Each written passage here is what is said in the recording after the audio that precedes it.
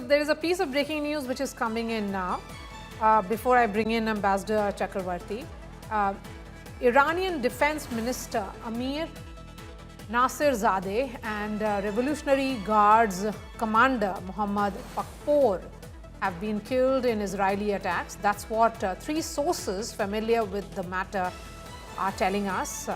Again, let's be clear that there is a lot of news that keeps coming in. This is Reuters now which is reporting that Iranian Defense Minister Amir Nasirzadeh and Revolutionary Guards Commander Mohammed Pakpour have been killed in these Israeli attacks.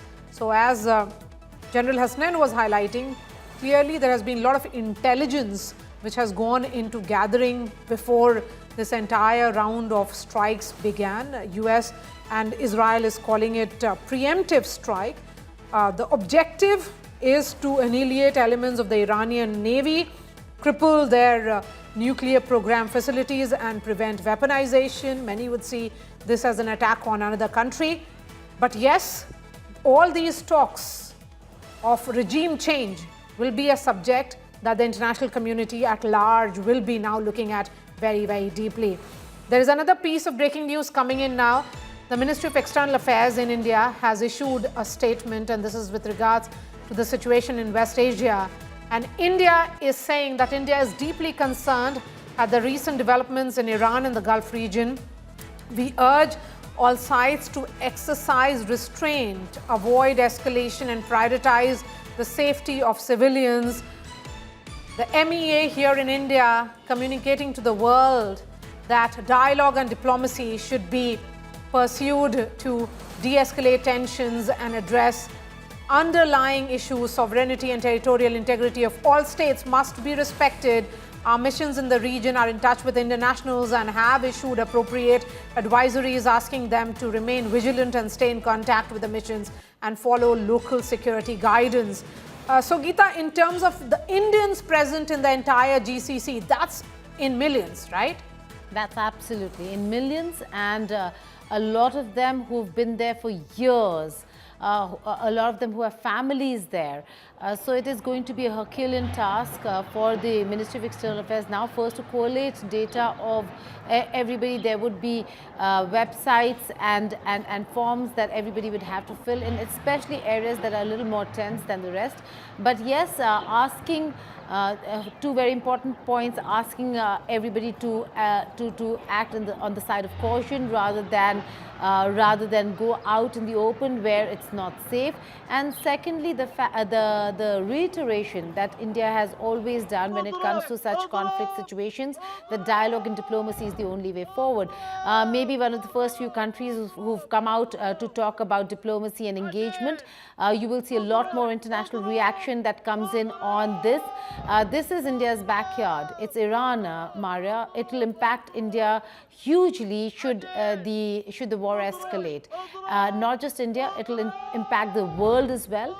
And so we'll have to wait and see how the international community also reacts to this. But for now, the Ministry of External Affairs coming out and saying that they're deeply concerned, urging all sides to exercise restraint. Okay, let me bring in Ambassador Chakravarti. Ambassador Chakravarti, this is certainly a war which we are looking at. We do not know the extent of the war. How long will it continue? That also depends on the response which comes in from multiple other countries which have seen their the bases, US bases being targeted. What's your assessment of the present situation, sir? Well, if you look at the objectives that have been laid out, regime change, demolition of the nuclear option, and also the missile option. Let's say these are the three main objectives that have been laid down. Are we going to see all these objectives being achieved? Suppose you launch a war, you have three objectives, and then if you don't achieve them, do you withdraw and say, okay, and announce that you have achieved them, but then you withdraw? I do not know what finally is going to happen. My own sense is that regime change would be a difficult option. I think it's I would give it very low probability.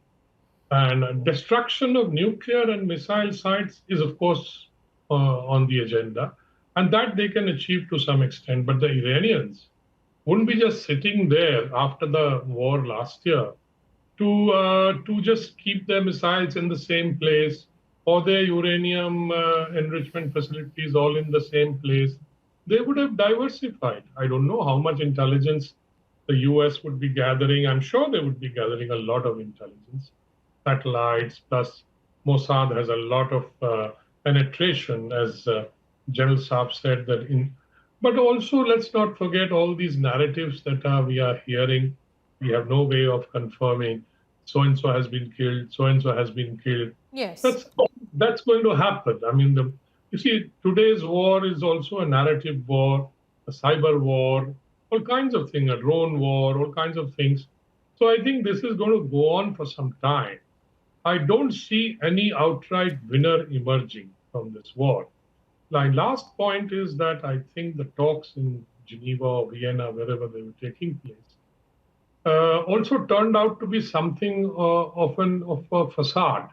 I mean, they were preparing all the time to start a conflict, and the talks were just being rolled along as a facade, showing that we are also discussing some terms, etc.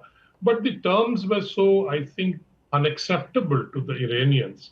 And clearly they were unacceptable, the kind of terms that were being put out. I think the Iranians would have accepted something along the lines of the JCPOA, the previous agreement, which was annulled by President Trump in his first term. And I think just because it was done by Obama, he went and annulled it. And I think that was the benchmark. I think it could have been achieved. But I think this time they demanded that, total, end to the uranium enrichment, and whatever uranium was there had to be shipped out of the country, and to stop all ballistic missile production and development. That's the kind of thing. Which country will agree, you tell me, to this kind of demands? So I think the demands were deliberately made so that they became unacceptable. And then you could go and say, look, the talks have failed, the Iranians are being stubborn, they're not accepting anything. And then you start the conflict. That's what has happened. Okay, so Dr. Tara Karta, so, Ambassador Chakravarti saying that the entire charade was built around talks. There was no intent to ensure that talks are meaningful. The end game was this, and hence it was just effort, or should I say just a message which was being sent to the world that there are efforts at peace. Yeah, that's why to an extent I disagree with what Geeta was saying. See, these negotiators have been walking back bit by bit in terms of talks. Now, as the ambassador said, they've reached a brick wall. They're saying, okay, no missiles even. I mean, nothing at all. Like he said, well, I absolutely agree with him. Who's gone? So they've ensured there's a position which no self-respecting leader can possibly agree. That is the point which has been read. Number two, I think what she said in terms of there are no US ground troops anywhere there. There is obviously, like you said, no plans to have ground troops. So what are you going to do? You're going to bomb the daylights out of this country? I can't see a plan here. My worry is, Geet, is that, I'm sorry to say this, but the kind of US diplomacy I've seen in recent weeks, not just in Iran, but elsewhere, it seems to be very disjointed. There's no coherence. They do one thing, they say something else. So in this case, I mean, now that the Gerald Ford is off Israel, it is parked there. So that the first time you're seeing such a division in the aircraft carrier deployment, one this side, that area is covered. Militarily, they're good. But I still don't get what is the objective. Reza Pahlavi 2 years ago had 31% popularity or something like that. There is no clarity on who is going to come unless it will be, a kind of a Khomeini Mark II, who will reject Khomeinism, but still remain part of it. I don't see anybody there. I've looked at all the leaders, and there's nobody who's viable.